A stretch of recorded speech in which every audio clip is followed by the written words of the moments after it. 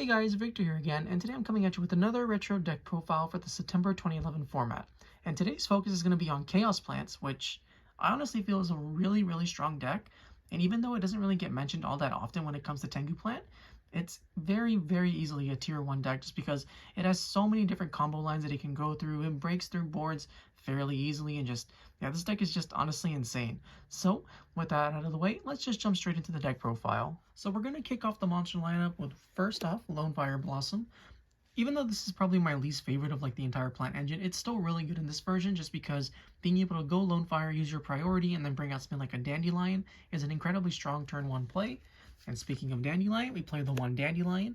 Also another fantastic card. It generates free tokens when it's sent to the graveyard. Yeah, this card is just honestly really good. Then you're going to be playing the one Glow Up Bulb because it's Glow Up Bulb. Tuners that bring themselves back from the grave are level 1. They're just great because it combos a lot with a lot of our cards, and especially with TG Hyper Librarian. If you're able to get a 1-for-1 Dandy into Bulb, go Formula Librarian, all the good stuff, yeah, it's just you're going to be generating a lot of value.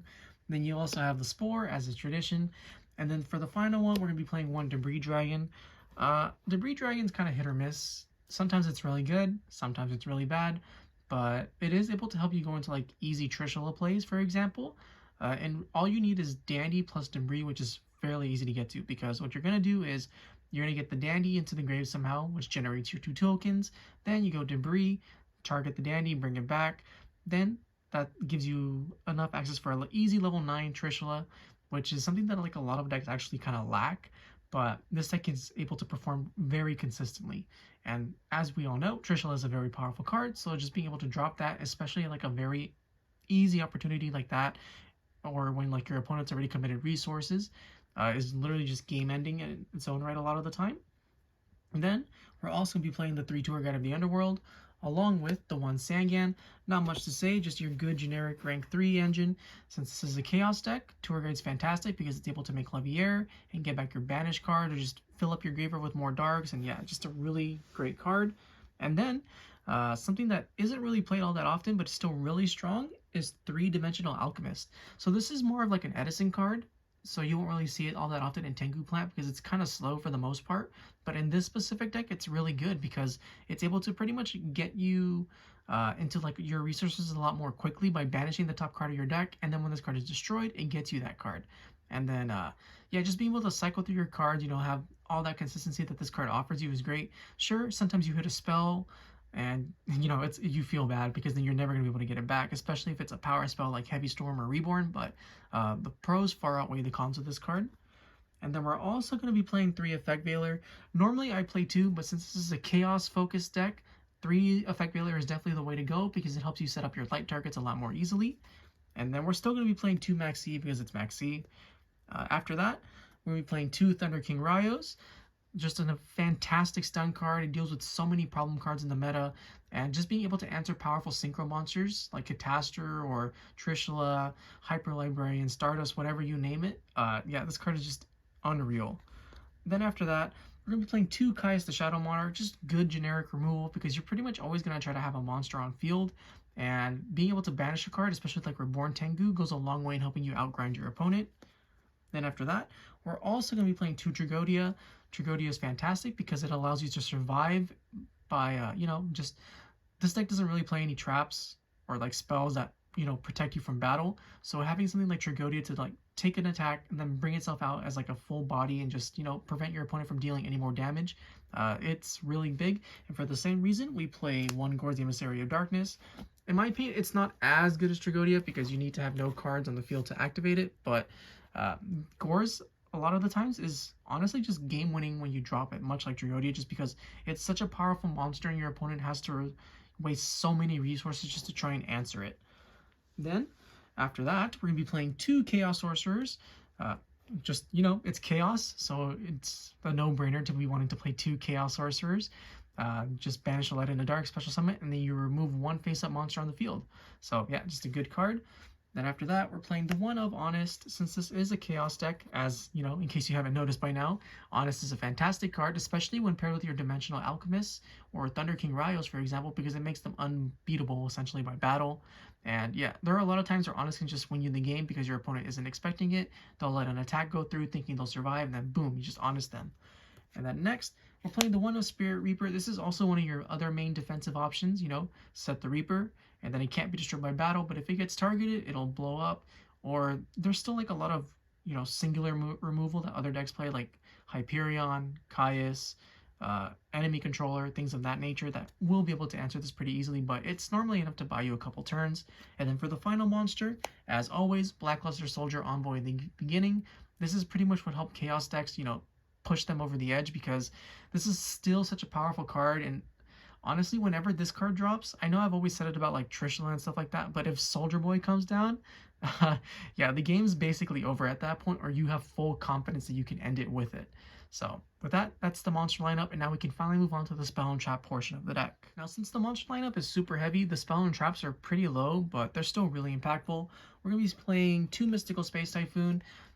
Not much to say. This deck really does struggle against back row decks, so something like TG Stun is probably your biggest nightmare. So we're going to try to bump this up to 2, because I normally only play 1, but yeah, this deck just 100% crumbles to those types of decks. And we're still going to be playing the one of Heavy Storm as well. And then after that, we're just playing a bunch of good one of spells. So 1 Monster Reborn, 1 Dark Hole, 1 Book of Moon, 1 Mind Control. This is honestly like pretty huge for this deck, just because being able to take an opponent's monster and then you have so many tuners or an Xyz play and just taking it and adding to your own value so you can push your game a lot more easily is just insane. And then you also play the one of Pot of Avarice. This one may seem a little bit like counterintuitive because you want your cards in the grave to banish, but as the game progresses, Pot of Avarice is honestly still really strong because it's able to, say for example, you drop the BLS, but you aren't able to finish your opponent off. That typically means they're going to have an answer for it and get rid of it, and they're just like a bunch of cards that continuously fill your graveyard fairly quickly, like Tour Guide for the Underworld. It's pretty much always a 2 to 3 cards in your graveyard instantly whenever Tour Guide hits the field, and yeah, still, just being able to recycle 5 cards, draw 2 is huge. Then we're also playing 1 for 1. Who doesn't want a 1 for 1 for Dandylion, you know? You go 1 for 1, activate Dandy, get your 2 tokens, then you usually bring out like a Glow Bulb and then, or a Spore. You have Hyper Librarian access, you have Formula Synchron access. You can just do so many plays with this card. So yeah, this card's insane. And then we're also just playing the 1 Foolish Burial. Sometimes you want to have a controlled mill, so Foolish is great for that. And that's it for the spells. And then for the traps, we just play the 1 of Trap Dust Shoot. It's a really good card, but since this deck doesn't really play any traps, you could also try out something like Treacherous Trap Hole, which is still honestly like a really strong card because it's able just to destroy 2 cards that are like, you know, instantly a threat. But I prefer to play just Trap Dust Shoot because the knowledge that Trap Dust Shoot gives you is a lot of the time just game ending.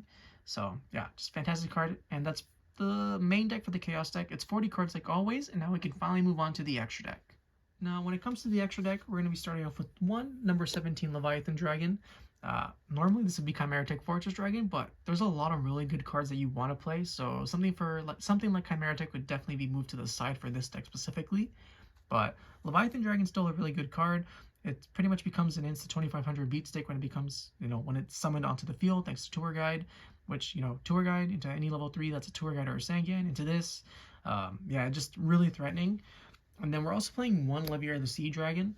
Now this is by far the more important of the 2 rank 3s, especially for your grind game or if you're going for game, because it's able to bring back any of your banished monsters that are level 4 or lower.